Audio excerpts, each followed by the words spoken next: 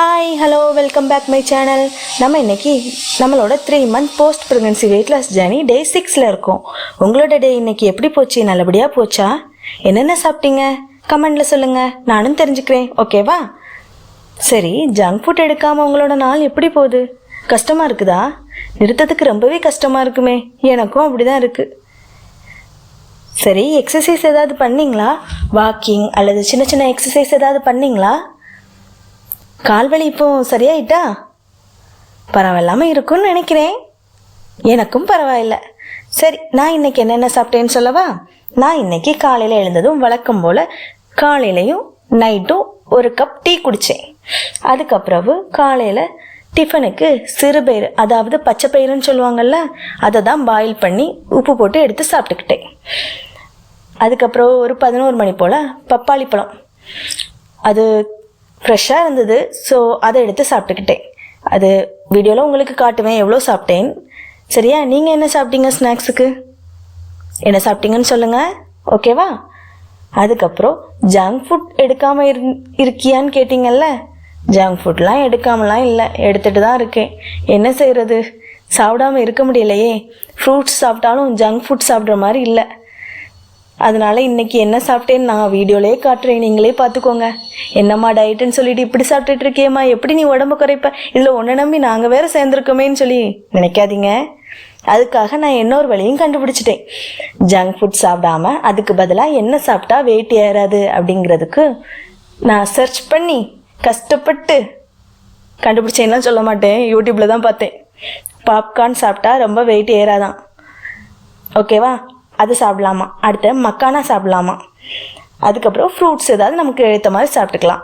இந்த என்னம்மா இதில் டேஸ்ட்டே இருக்காதே, உப்பு மட்டும்தானே போடுவோன்னா அதுக்கும் இந்த சாட் மசாலா இல்லை பெரி பெரி மசாலாலாம் கிடைக்குதான்.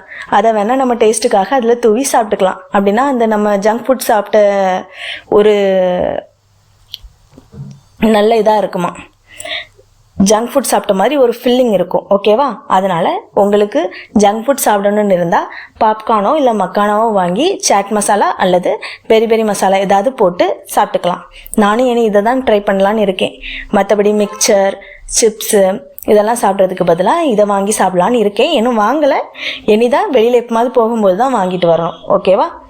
அதனால் ஜங்க் ஃபுட் சாப்பிடணுன்னு ஆசை இருந்தால் இனி இதை ட்ரை பண்ணுங்கள், சரியா? அதுக்கப்புறம் ஆஃப்டர்நூன் லஞ்சுக்கு வெஜ் ரைஸும் அதுக்கு கோவக்காய் கூட்டு மாதிரி வச்சு அதையும் சாப்பிட்டுக்கிட்டேன். அதுக்கப்புறம் நைட்டுக்கு டின்னருக்கு கோதுமை தோசை 2, அதை வெஜ் குருமா வச்சும் சாப்பிட்டுக்கிட்டேன், ஓகேவா? அதனால நான் சொல்லதை மறந்துடாதீங்க. ஜங்க் ஃபுட் சாப்பிடணும்னு தோணுச்சுன்னா பாப்கார்ன்லையும் மக்கானாலையும் லோ கேலரி தான் இருக்கும், அதனால் அதை சாப்பிட்டுக்கோங்க. நானும் அதை தான் ட்ரை பண்ண போகிறேன். அதுக்கப்புறம் வெஜிடபிள் வச்சு நிறையா வெண்ணெய் சேர்த்துக்கோங்க. நான் அன்னைக்கு செய்தேன்ல அவல் அடை அது மாதிரி, இல்லை கோதுமை அடை, அப்படி ஏதாவது வெஜிடபிள்ஸ் நிறைய போட்டு ஏதாவது செய்து சாப்பிடுங்க. நானும் இனி அதை தான் ட்ரை பண்ண போகிறேன். இனி இந்த ஜங்க் ஃபுட்டுக்கு பதிலாக தான் இது எடுக்க போகிறேன்னு சொல்லியிருக்கேன். அதனால் ஜங்க் ஃபுட் கண்டிப்பாக இனி எடுக்கக்கூடாது, நான் எடுக்க மாட்டேன். அதுக்கு பதிலாக பாப்கார்னும் மக்கானாவும் தான் எடுக்க போகிறேன், ஓகேவா? நீங்களும் அதை ட்ரை பண்ணுங்கள், எப்படி போகுதுன்னு பார்க்கலாம். ஆயில் ஐட்டம் எடுக்காதீங்க, ஓகேவா? இன்னையிலேருந்து ஏப்ரல் 15 வரை இதை தான் பண்ண போகிறீங்க. நானும் அதை தான் பண்ண போகிறேன், ஓகேவா? நான் இந்த வீடியோவில் இன்றைக்கி நான் என்ன வெயிட்டில் இருக்கேன்னு சொல்லி இதில் நான் சேர்த்துருக்கேன், பாருங்க, சரியா? என்னம்மா 6 daysல இவ்வளோ குறைஞ்சிட்டேன்னு சொல்லி எங்கிட்ட காணிக்கிறியா அப்படின்னு நினைக்காதீங்க, ஓகேவா? நம்ம பாடியில் நமக்கு இருந்ததே over weight, so excess fat தான் நம்ம பாடியில் அதிகமாக இருந்தது.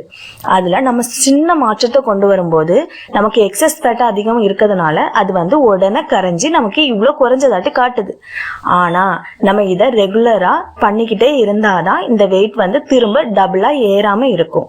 ஸோ எடுத்தெடுப்பில் 1 கிலோ குறைஞ்சிட்டுல நமக்கு இது போதும்னு சொல்லி இருந்துடாதீங்க, ஓகேவா? அதனால கண்டிப்பா இதை தொடர்ந்து பண்ணிக்கிட்டே இருந்தாதான் நம்மளோட வெயிட் குறையும், சரியா? அதனால ஃபாலோ பண்ணுங்க.